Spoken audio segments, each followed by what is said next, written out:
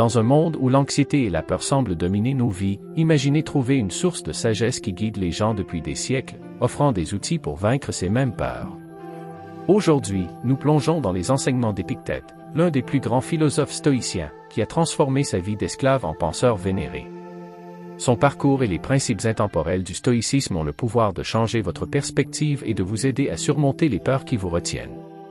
Restez avec moi et nous explorons 5 leçons d'Épictète qui peuvent vous libérer de l'emprise de peurs irrationnelles et vous conduire vers une vie de résilience et de paix intérieure. Si vous appréciez ce que nous faisons ici, une simple faveur que je vous demanderai est d'appuyer sur le bouton d'abonnement et s'il vous plaît, ne sautez aucune partie de cette vidéo. Préparez-vous à percer les secrets d'une philosophie qui a résisté à l'épreuve du temps et apprenez comment vous pouvez l'appliquer à vos luttes modernes. Premièrement, donnez un sens à la peur. La peur est quelque chose que nous ressentons tous et elle peut souvent sembler écrasante et paralysante. Mais que se passerait-il si je vous disais que beaucoup de nos peurs sont en fait basées sur des pensées irrationnelles et des idées fausses? Épictète croyait que la tâche principale de la philosophie est de répondre aux cris de l'âme et de nous aider à donner un sens à nos chagrins et à nos peurs et à nous libérer de ceux-ci. Cela signifie que lorsque nous regardons de plus près nos peurs, nous constatons souvent qu'elles n'ont pas de base solide dans la réalité. Épictète a enseigné que si nous analysons chacune de nos peurs, nous verrons qu'il n'y a souvent pas de fondement réel pour beaucoup d'entre elles.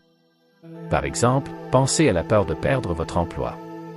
À première vue, cette crainte peut sembler simple. Personne ne veut être au chômage.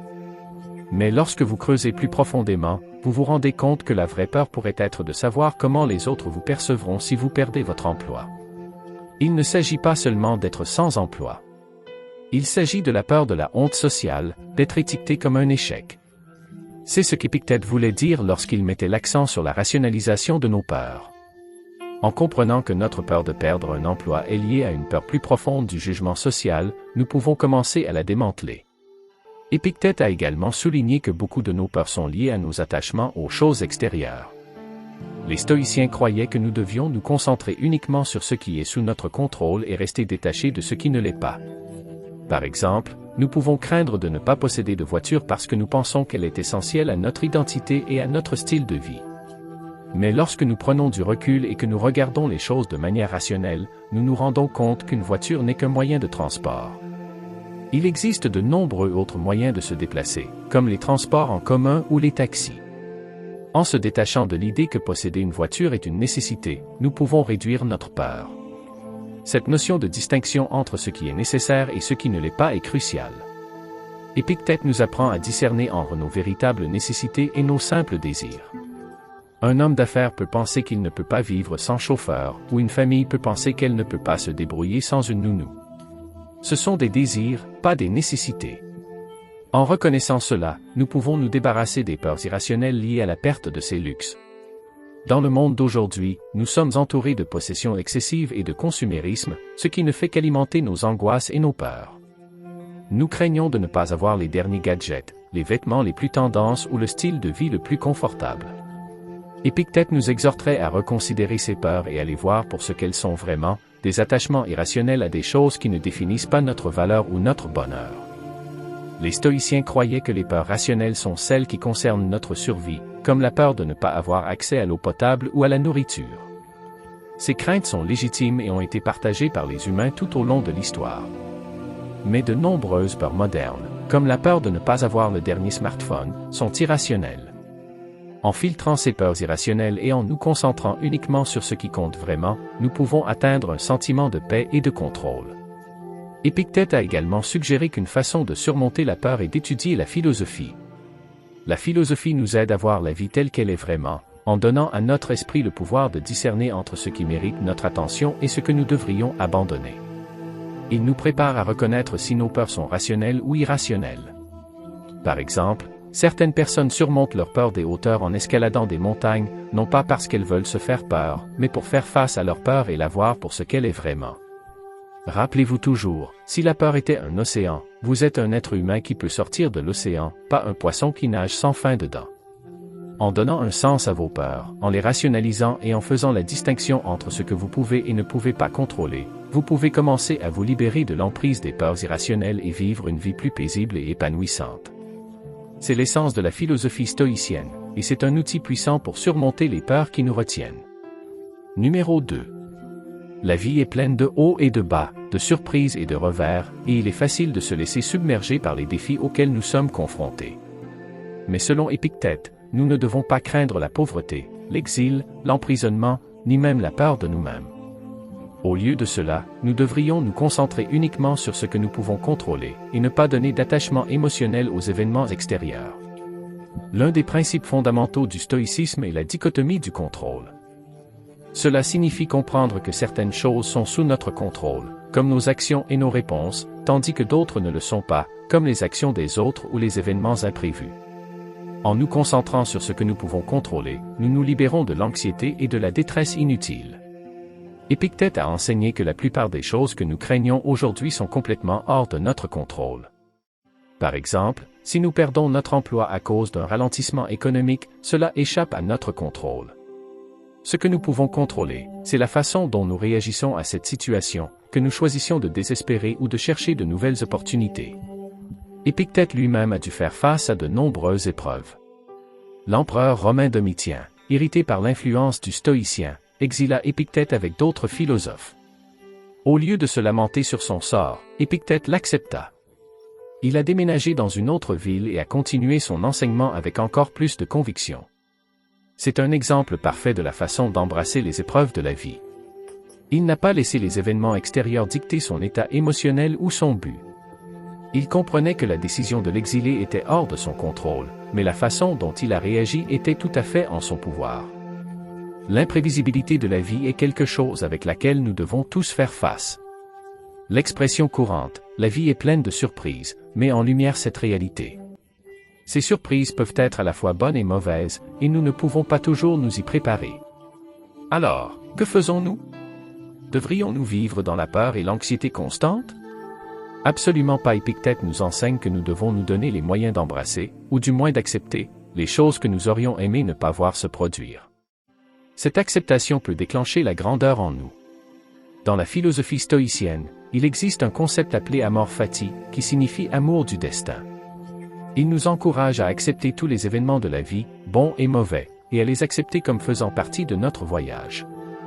Disons que vous avez travaillé sans relâche sur un projet qui, selon vous, a un grand potentiel, mais que lorsque vous le lancez enfin, il n'obtient pas l'accueil que vous espériez. Malgré vos efforts, le projet n'aboutit pas. Selon Épictète, vous ne devez pas vous considérer comme un échec. Au lieu de cela, vous devriez le considérer comme une expérience d'apprentissage. De nombreux grands entrepreneurs ont échoué plusieurs fois avant de connaître le succès. Ils ont persévéré parce qu'ils ont embrassé leurs épreuves, apprenant et grandissant de chacune d'elles. Lorsque nous rencontrons des événements malheureux qui ne tombent pas sous notre contrôle, nous avons deux choix. Nous pouvons les rencontrer avec indifférence, en les acceptant comme faisant partie de la vie, ou nous pouvons les utiliser à notre avantage et agir en conséquence. Ce n'est qu'en faisant cela que nous pouvons vraiment nous retrouver à atteindre la grandeur. Cet état d'esprit est une question de résilience et de compréhension que chaque revers est une opportunité de croissance. Considérez l'histoire de Thomas Edison, qui a dit « Je n'ai pas échoué, j'ai juste trouvé 10 000 façons qui ne fonctionneront pas ». Cette attitude incarne le principe stoïcien d'embrasser les épreuves de la vie. Edison ne considérait pas ses nombreuses tentatives comme des échecs, mais comme des étapes nécessaires vers son succès final. Cette résilience et cette détermination à relever les défis peuvent nous amener à accomplir de grandes choses. Dans notre vie quotidienne, accepter les épreuves de la vie peut signifier faire face à une situation difficile au travail, faire face à une perte personnelle ou traverser une phase difficile dans une relation. Au lieu de laisser ces défis nous briser, nous pouvons choisir de les voir comme des opportunités de renforcer notre caractère et de grandir.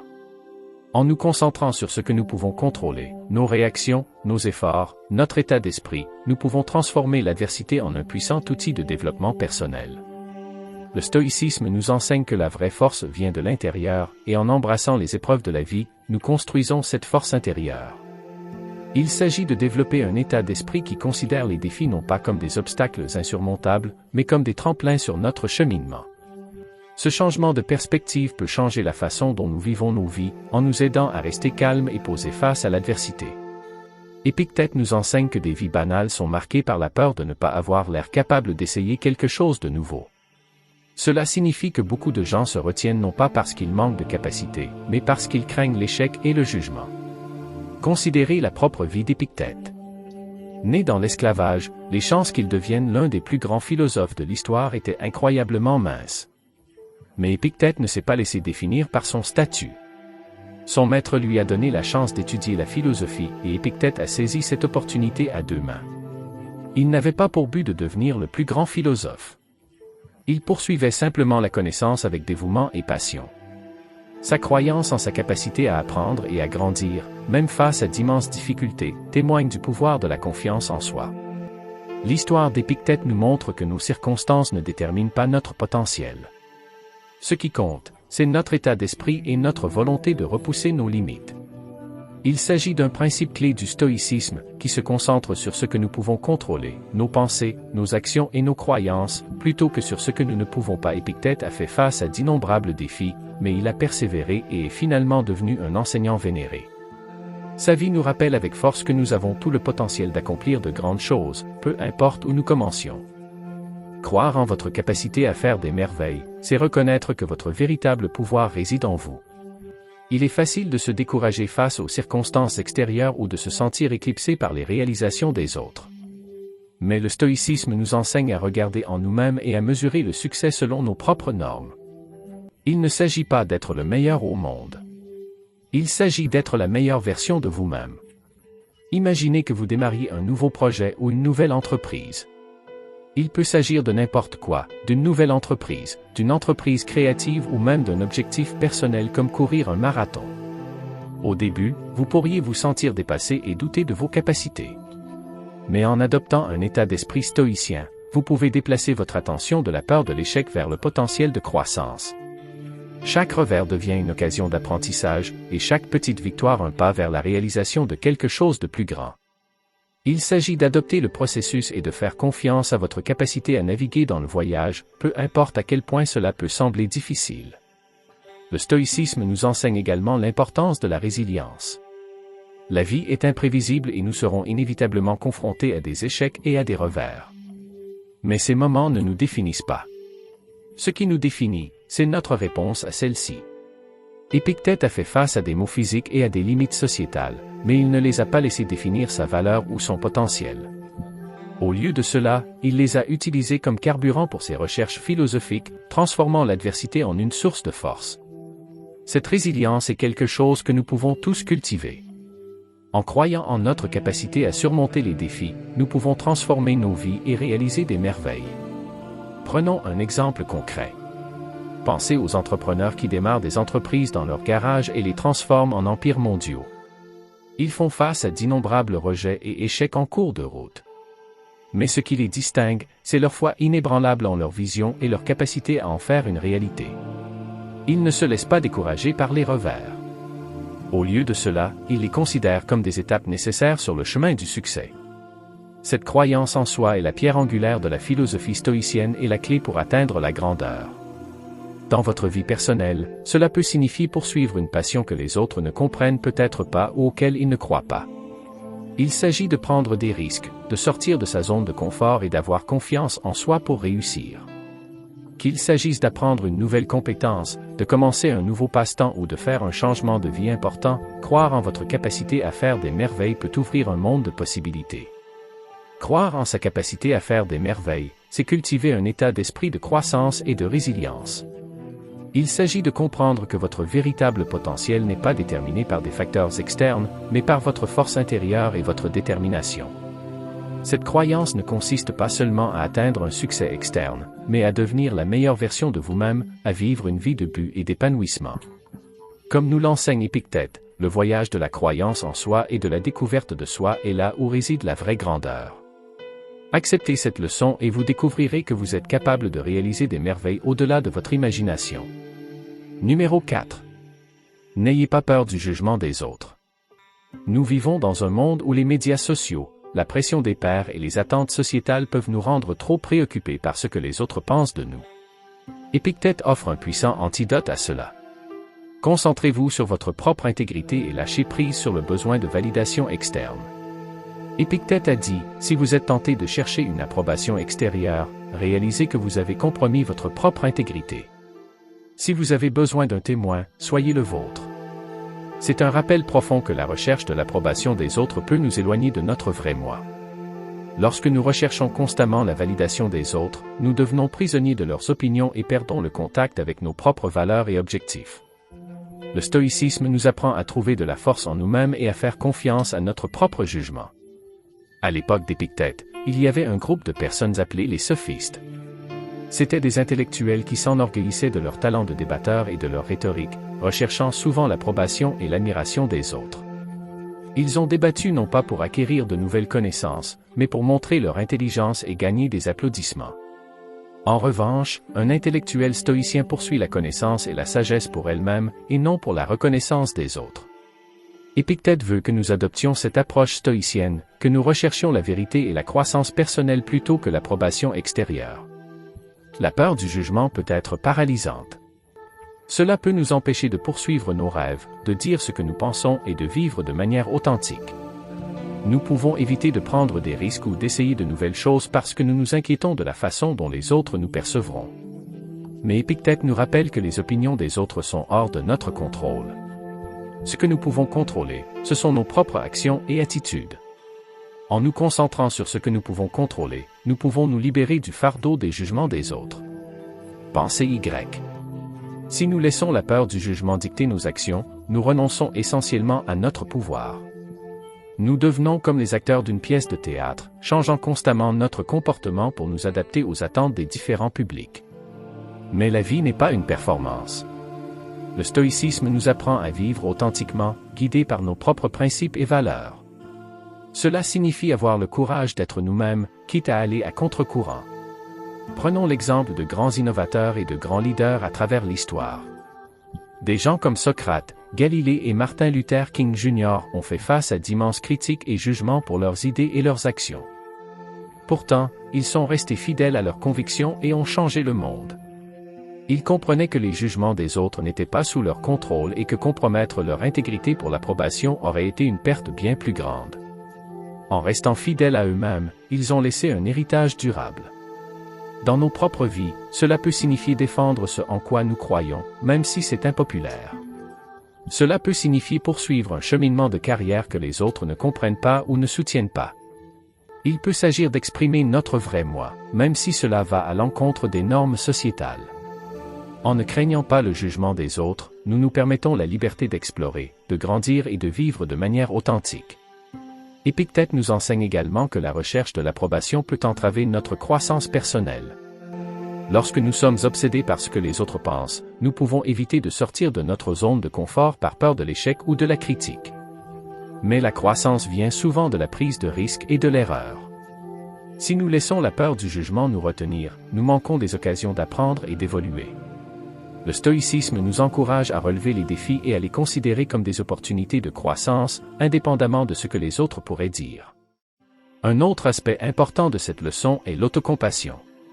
Il est naturel de se soucier de ce que les autres pensent, mais le stoïcisme nous encourage à être gentils avec nous-mêmes et à ne pas laisser les opinions extérieures définir notre valeur personnelle. Nous devons nous efforcer d'être notre meilleur témoin, de reconnaître nos propres efforts et réalisations, et d'être fiers de ce que nous sommes. Cette confiance intérieure et cette acceptation de soi sont au cœur de la philosophie stoïcienne. Enfin, il est important de se rappeler que tout le monde fait face au jugement et à la critique à un moment donné. C'est une partie de la vie, mais ce qui compte, c'est la façon dont nous y réagissons. Épictète nous apprend à répondre avec indifférence, à nous concentrer sur notre propre chemin et à ne pas laisser les opinions extérieures nous détourner de notre véritable cours. En adoptant cet état d'esprit stoïcien, nous pouvons naviguer dans la vie avec plus de confiance et de résilience, en restant fidèles à nous-mêmes, peu importe ce que les autres pensent. Numéro 5.